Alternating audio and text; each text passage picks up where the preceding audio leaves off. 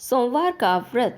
वैसे सामान्यतः यह व्रत चैत्र, वैशाख, श्रावण तथा कार्तिक में भी किया जाता है, मगर सावन में इसका अधिक महत्व है। इस दिन व्रत रखकर भगवान शंकर तथा पार्वती की पूजा करनी चाहिए। इस प्रकार दिन में एक बार भोजन करना चाहिए। यह व्रत करने से स्त्रियों को पति सुख और पति पुत्र सुख दोनों का प्राप्त होता है। सोमवार व्रत की कथा प्रारंभ। अशुपति प्रदेश में भगवान शंकर का एक बड़ा सोने का मंदिर था। उस मंदिर का पुजारी बड़ा धूर्त तथा नसीबाज था। जो लोग मंदिर में भगवान के दर्शन के लिए आते थे, उनको पहले नशीली चीजें खिला देता और फिर उनके पैसे आदि सब छीन लेता, और इसी तरह वह प्रतिदिन पापों की ओर बढ़ता जाता था। एक दिन रात के समय भगवान शंकर और पार्वती घूमने निकले। जब पुजारी का ऐसा हाल देखा तो पार्वती जी ने अप्रसन्न होकर कहा, हे नीच, तूने मेरी पूजा जप तप त्याग पाप कमाना शुरू कर दिया है। जा तू मेरे शाप से कोड़ी हो जा। पार्वती जी के शाप से देने के साथ ही पुजारी कोड़ी हो गया। फिर तो वह दुखी होकर रोने और चिल्लाने लगा। भगवत कृपा से देवांगनाएं भी पुजारी की यह दशा देखकर बुरा हाल देखकर विलाप करने लगी। इस प्रकार पुजारी ने रो रो कर अपना सारा हाल उन्हें सुनाया। इस प्रकार देवांगनाओं ने दया करके कहा, हम तुम्हें एक उपाय बताती हैं, तुम ध्यानपूर्वक सुनो। 16 सोमवार का व्रत रखने से तुम्हारा यह कोढ़ ठीक हो जाएगा और मुक्ति पा जाओगे। किसी एक सोमवार से व्रत आरंभ करो। पहले स्नान करके वस्त्र धारण करो, अपनी सामर्थ्य के अनुसार दान पुण्य करो। फिर आधा सेर गेहूं का आटा घी में भूनकर चूरमा बनाओ।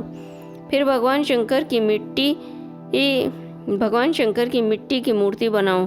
जब मूर्ति बन जाए तब शुद्ध जल से स्नान करा के दूध, दही, चावल, रोली, फल, प्रसाद और जनेऊ पहनाओ। फिर दंडवत करो और परिक्रमा करो। जब इतना काम कर लोगे तो पीछे एक भाग चूरमा भगवान शंकर के चरणों में अर्पित करके कि हे प्रभु, आप सब की बार मेरा उद्धार कर दीजिए। अब मैं कान पकड़कर सौगंध खाकर प्रतिज्ञा करता हूँ कि आइंदा कभी पाप नहीं करूँगा। और फिर ओम नमः शिवाय मंत्र की एक माला का जाप करो। शिव की प्रतिमा जल में विसर्जन करें। प्रतिमा विसर्जन के बाद स्नान करें और बाकी बचे हुए चूरमा को 2 भागों में एक भाग सांड को खिलाएं तथा एक भाग एकांत में बैठकर खुद खा लें। इसी प्रकार जब 16वें सोमवार का व्रत कर चुके तो 17वें सोमवार को पहले से 10 गुना चूरमा बनाएं। देव पूजा करने के पश्चात ब्राह्मण और गरीब तथा छोटे छोटे बच्चों को भोजन कराएं। इसके पश्चात ब्राह्मण और छोटे छोटे बच्चों को बांटकर खुद भी खाएं। हे पुजारी, ऐसा करने से सब पुरुषों व स्त्रियों का शारीरिक कष्ट दूर होता है और सुख, शांति, धन तथा संतान की वृद्धि होती है। सब इच्छाओं की पूर्ति होती है, मुक्ति मिलती है। पर एक बात याद रखने की है, तुम सावधान होकर सुनो और गांठ बांध लो। जो कोई व्रतधारी इन 17 सोमवारों के बीच में किसी से झगड़े, झूठ बोले, पाप दृष्टि रखे, झूठे मुँह सो जाए, किसी को दुख दे, दोष ग्रहण करे, तो वह सुख के बजाय दुख पाए और व्रत का फल अकारथ जाए। देवांगनाएं ऐसा उपदेश देकर अंतर्ध्यान हो गई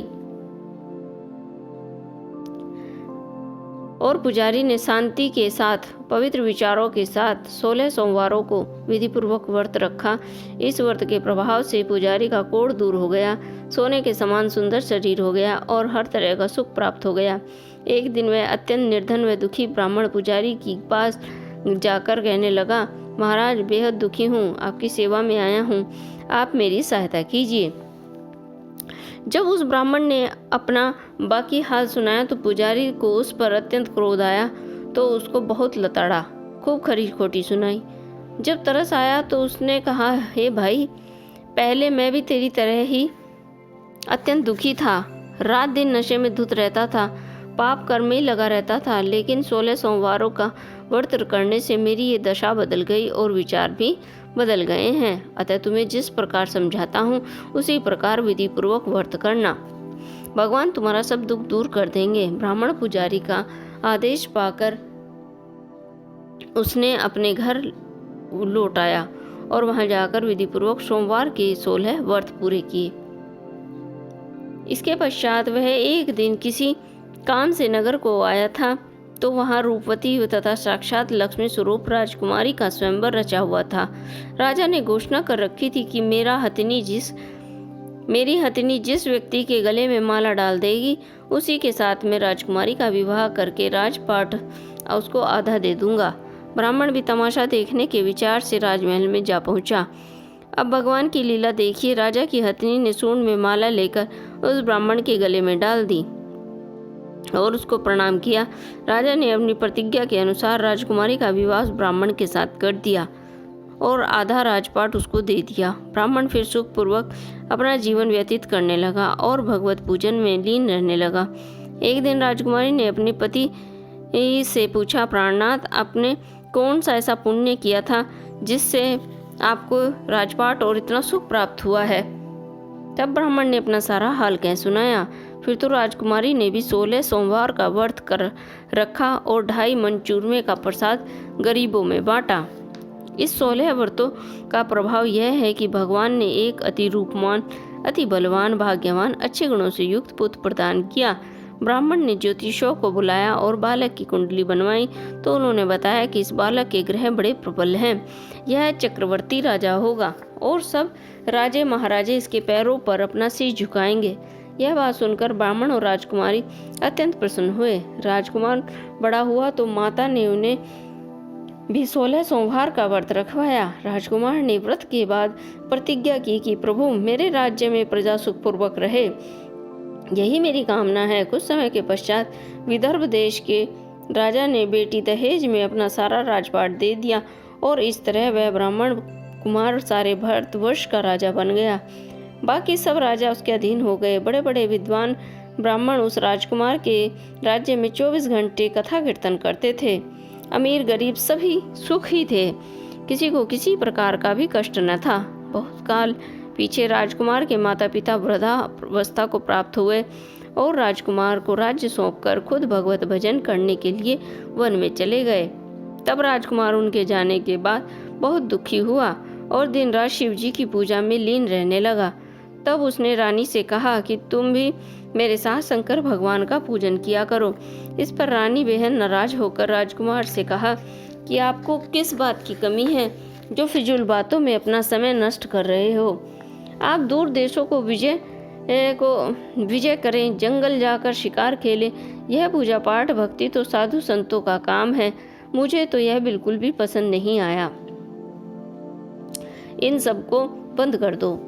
राजकुमार ने अपनी पत्नी की बात अनसुनी कर दी और चुपचाप भगवान शंकर के पूजन के लिए चला गया।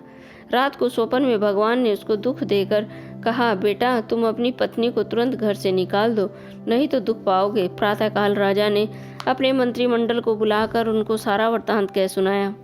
सारी बात सुनकर मंत्री कहने लगे, महाराज, रानी को शीघ्र से अतिशीघ्र वनवास दे दीजिए। सर्वसम्मति से राजकुमार ने रानी को वन में भिजवा दिया। तब रानी जंगल में मारी मारी फिरने लगी और दरिद्रता भी उसे तरह तरह के कष्ट पहुंचाने लगी। गर्मी, सर्दी, बरसात से भी उसको अपार दुख भोगना पड़ा। कई साल तक वह इसी प्रकार दुख भोगती रही। एक दिन एक धोबिन को उस पर दया आ गई। वह उसको अपने घर ले गई। धोबिन ने दोनों को मार मार कर घर से अपने घर ले गई। धोबिन ने दोनों को मार मार के घर से निकाल दिया। एक साधु ने जब रानी का यह हाल देखा तो उसको उस पर बड़ा तरस आया। उसने भगवान शंकर से प्रार्थना की, हे भोलेनाथ, इसके अपराध क्षमा कर दीजिए। अब यह स्त्री अपने किए पर बहुत पछता रही है। इसके बाद उस साधु ने रानी को 16 व्रत रखवाए तो भगवान शंकर ने राजा को स्वप्न में दर्शन देकर कहा, उसको जंगल में से रानी को लिवाने के लिए किसी दूत को भेजो। इसके बाद राजा रानी दोनों जब तक जिंदा रहे सदा 16 सोमवार का व्रत करते रहे। जो कोई प्राणी प्रेम सहित श्री शंकर जी पूजन करके 16 सोमवारों का व्रत रखेगा वह इस लोक में सुख पाकर अंत में स्वर्लोक का अधिकारी होगा। बोलिए शिव शंकर भगवान की जय।